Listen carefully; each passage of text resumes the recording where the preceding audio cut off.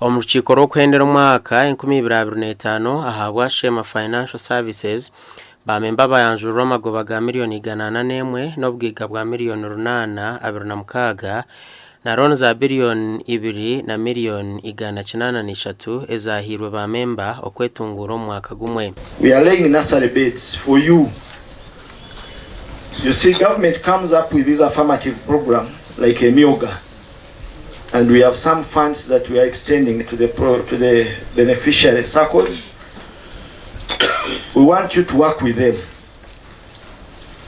Work with these circles.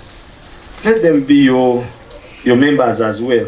Robert Mpachibi omuhezi w'orukurra za sako zono mu ihanga yasima ba Shema Financial Services sako ahabo kwehayo kwera ba members babo. I see good growth over time, and I want to encourage you to continue in that direction. The spirit of having other cooperators around you as you discuss is very good.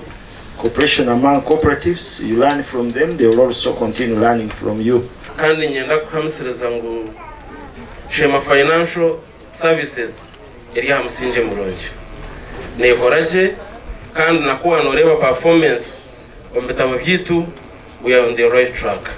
Abahona bashoborera ba memba babo bomwahabuhereza busya obatebekanise okubasyaho. Skimu yaba boda boda ejo oizaho igura account koko banogenda notushikira tukugambire ebisaniro ziba kwetaga kucheza zo konkane za use abukuba kandi tukwetaga inungi gira promotion yo ne kurakurana erukurabura mu members bayo sakweje twine services nyingi pereza abantu loans basically mu gwitu no gukohereza abantu loans kandi loans nyingi ntubahe sente ziba kuba bebikire nka shares.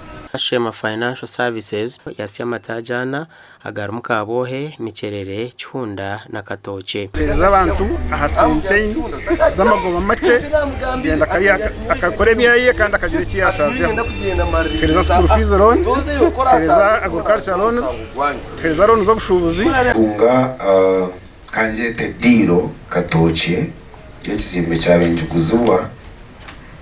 So twarabiro one of our members of staff yakitugurra miliyoni